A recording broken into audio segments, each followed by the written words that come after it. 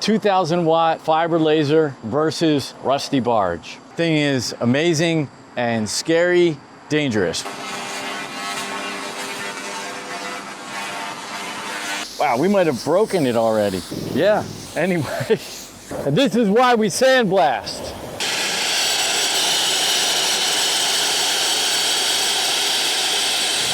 Our mission is to save these incredible abandoned lighthouses using new technology while preserving the history and helping the environment of the Chesapeake Bay. We are the Lighthouse Centers.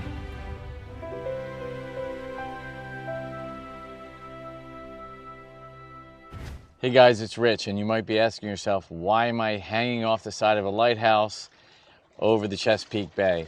And that's because we need to talk about restoring the caisson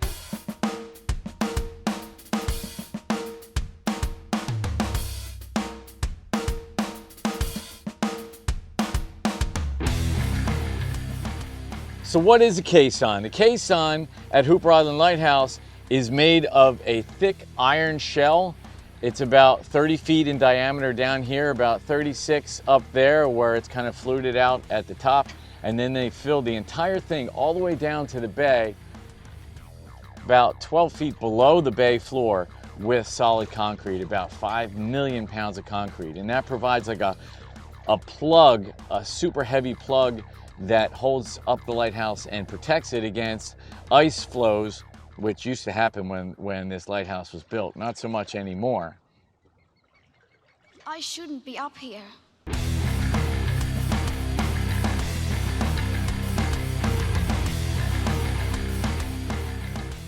Being a sandblaster and industrial painter, I would love it if we could just bring out our heavy duty sandblasting equipment, a big compressor and a bulk blasting pot, and really go at it. But unfortunately, we're out here over the Chesapeake Bay and we don't want all that dust and paint chips and media and stuff flying all over into the air and of course into the bay. So we're not going to do that.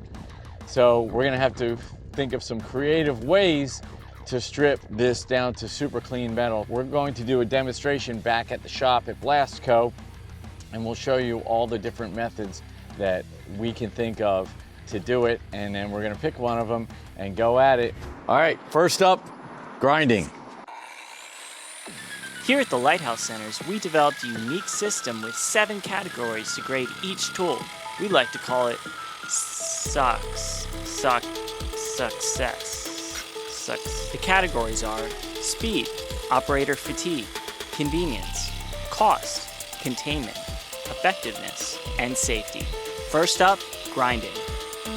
Grinding blew a total score of 22 out of 35, with highlights in convenience and cost. The downsides are... My hands are gripping up, my thumbs are tired. Definitely would not want to do that for 8 hours. It's also just not that effective at getting a great finish. You see the finish, not very good. It's really good at getting rid of the very thick stuff, but it doesn't get into any of the pits. This surface is not ready for painting. So we'd have to go over this again with something if we expect that coating to adhere and to last. You're in danger of the disc breaking and flying off. And you can see just in that 2 square feet area, we've gone through a good portion of a 7-inch grinding disc, and most of them are 4-inch. I would say not an ideal candidate so far, but we'll see how it stacks up against the others. With all that being said, let's move on to some needle scaling. This is good. How many shots of espresso are in this? I think I'm getting wired already. What we have here is a needle scaler. It has a pneumatically activated chamber in there that forces all these metal rods back and forth, and then they can kind of hammer and scale the surface.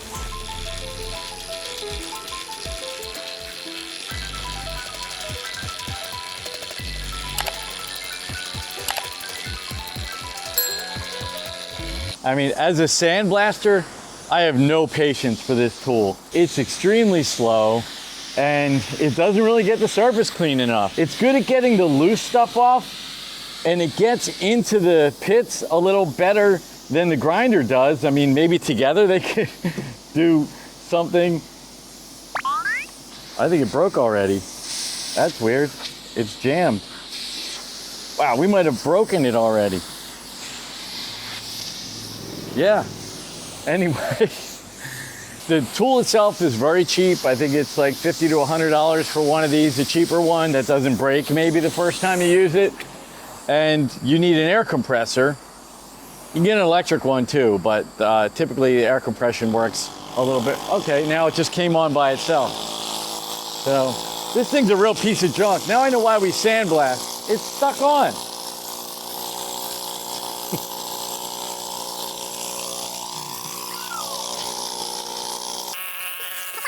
And stuff got in the fitting, so now the fitting won't come release. Okay, so. All right, well, now I know why we don't do needle scaling here. Every once in a while, a customer will bring in a job and they'll have started needle scaling it and they'll ask us to finish blasting it because it takes forever and doesn't do a very nice job. And you still need an air compressor, not nearly as much as you need for sandblasting, but I say no. Yeah, disqualified. Didn't even finish the race.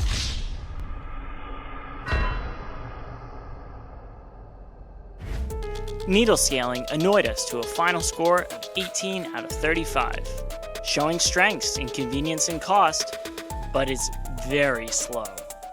We'll definitely knock a point off safety for it literally sticking on and breaking while we were using it for about 10 minutes. Let's move on. So here we have a product from Eastwood. Anyone who's restored cars is kind of familiar with their catalog of products. And this is like, it's called a Contour SCT. It's kind of has a paint and rust descaling pad. This is the roughest one that they make. It is like a fiberglass thing, it's not metal, but they claim it works pretty well. It's supposed to be like a paint eater, so we'll see what it does. So the Eastwood Paint Eater, where do we even begin? It's slow, it doesn't work very well, it doesn't work basically at all. I mean, it's so slow, it's just completely terrible, not even close. I had to stay on this one spot for several minutes, finally got through the layers of paint. For something that's called a paint eater, it doesn't eat paint very well. First of all, it would take forever. Can you imagine doing an entire lighthouse like this? I mean, it left a really nice polished finish. Look, that's beautiful. This old barge is all polished up. Unfortunately, that is not an ideal surface for painting over. You want to have what they call a surface profile, which like sandblasting would give you. That's too smooth. Paint's not going to stick to that very well. It looks nice, took forever. I say major fail, worse than needle scaler. Let's see how it stacks up with the others. Paint Eating spit out a final score of 17 out of 35. Once again, being strong in convenience and cost, but honestly, it just sucks. You said paint eater. Survey said... This is a really cool piece of equipment. This is a portable shot blaster. So a shot blaster has a wheel that throws steel shot like little BBs against the surface and gets a really nice finish. So I've never really used a portable little shot blaster. Let's see how it works.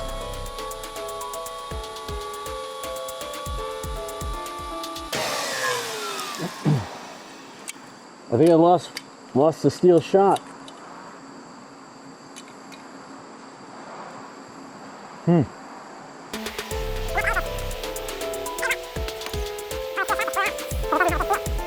One quick refill later.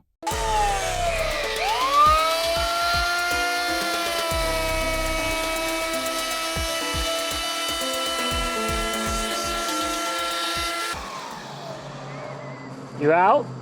Yeah, the problem is on rough surfaces, all the little shot BBs escape. I'm gonna kill it with the shot blaster for now. Here's the thing, brand new, these portable shot blasters are about $5,000. So I didn't want to spend $5,000. So I went on eBay and bought this one used for about 800 bucks from Canada. And I think the seal around here is kind of worn out. And even with a good seal, on a rough surface, the little BBs are escaping and they're hammering They're hammering me. What? I mean, it does work. It leaves a nice finish. You can see, as opposed to the other things we've done so far, it does leave a blasted type finish.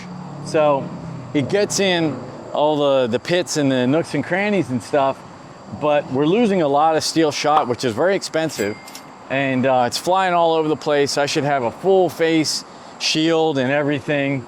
And it's a little slow and it's heavy and it is expensive, $5,000 for something that may or may not be able to do everything. We're not going to be able to do in corners or anything with this unit.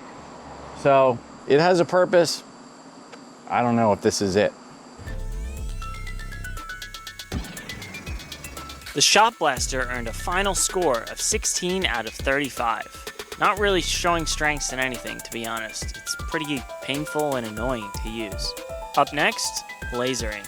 This is a 2,000 watt fiber laser, an industrial laser for cleaning. They also use them for welding and cutting. You see inside here, here's your laser generator. That's your chiller. You got to keep everything cool. It's passing a fluid through the head to keep it cool. Thing is amazing and scary, dangerous. We need special laser glasses that block the wavelength of laser light so we don't damage our eyes. This light could burn your eyeballs right out of your skulls. We certainly don't want that, now do we? Always a concern.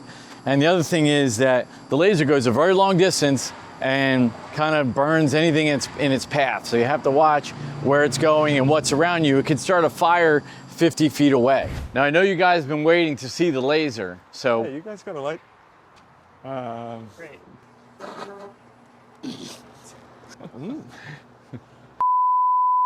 And now the moment that everyone has been waiting for, 2,000 watt fiber laser versus rusty barge.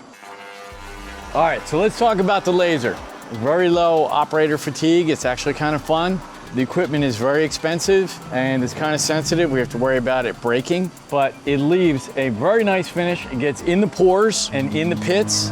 So we have a surface. We might go over this just real quick, just to make sure. Give it a once over, but I mean, paint will adhere to that very well. The downside, it creates a lot of heat. This is basically a torch, but the good thing is we're doing a Lighthouse that has 1/2 to 1 full inch thick iron shell. So it's not gonna heat up as much as this. This is a 1/4 inch steel plate. So it can take the heat really well. As a matter of fact, it'll stay cooler and it'll probably help blast the contaminants, the rust and the paint off, because what it does is it basically vaporizes the coating that's on top of the substrate, because it goes through the less dense material and kind of gets absorbed into or bounces off the more dense material. I really like it. It uses virtually no materials. There's a little lens in here that occasionally you have to change. So it only uses electricity. What would be really cool is if we could use the electricity that we generate at the Lighthouse with our solar and wind and wave-powered energy.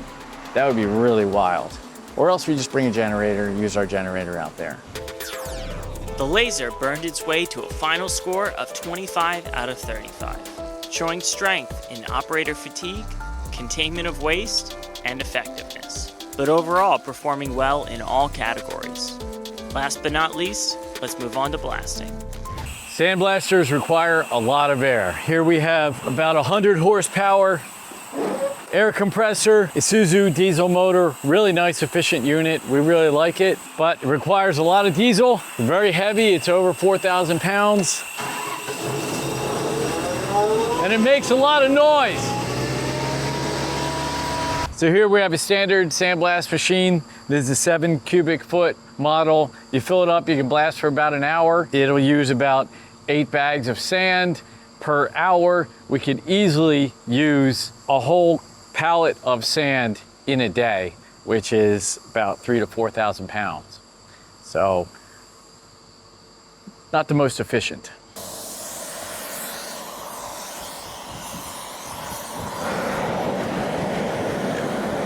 And this is why we sandblast.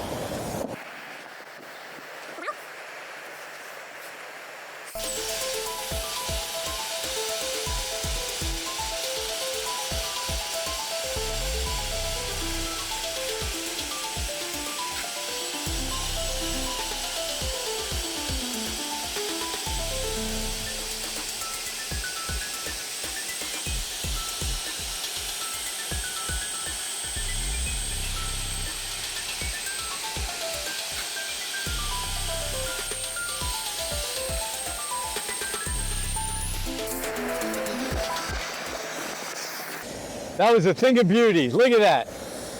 Clean white metal, blasted very quickly. I could have gone even faster. Had a little too much sand coming out, but didn't have time to set it. Clearly, sandblasting is the superior method for cleaning metal. Absolutely perfect finish. We have a surface profile, clean, gets in all the pits. This is ideal for coating. The cons, lots of equipment, operator safety equipment, required full air-fed helmet, full suit. We have a blast machine, air compressor, and lots of media, sand or a recyclable media.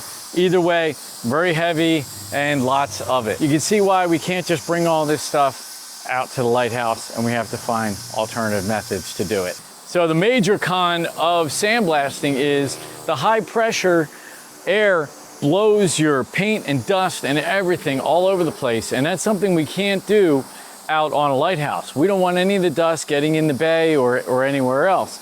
So normally when we're in a situation where we have to contain the dust and media, we have to tent the area off and let it settle out and collect it and dispose of it properly. On a lighthouse, that's one more thing.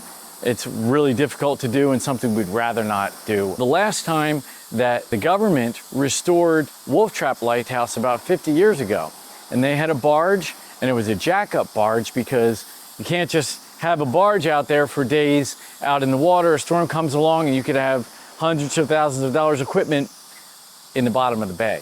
So they had a jack-up barge and they tented the entire Wolf Trap Lighthouse and they blasted it, and they probably spent millions of dollars even 50 years ago to do that, which we don't have. So we're gonna do it in a different creative way and we'll get it done. Sandblasting cleaned up with a final score of 19 out of 35, being by far the fastest and most effective method, although scoring very low in containment of waste, cost, and convenience. Now let's see a little side-by-side race.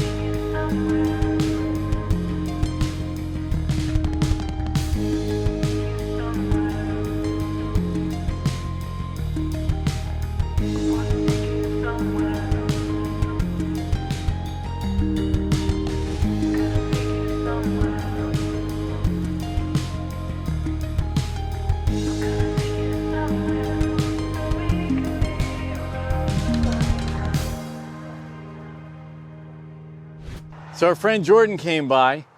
He's a professional welder. He's gonna be helping us out at the lighthouse doing the welding for different things. I asked him how he would clean metal like this, and he suggested a braided wire brush. And it's funny because being sandblasters, you know, I always brag about we're experts in metal cleaning, but we only think, wait for the truck to go by. We're experts in metal cleaning because for 30 years I've been doing Jesus. We are experts in sandblasting and painting, which is the best way to clean something like this. But now that we're on a lighthouse, we have to think in different terms. So even though we're experts at metal cleaning, we are experts when the conditions are good, the jobs are right, we have all the best equipment. So we weren't even thinking in terms of cleaning with a handheld tool. So why don't you show us how you would do it? For sure. And you can have the honors. I'll throw my PPE on so I don't get hurt, and we will start.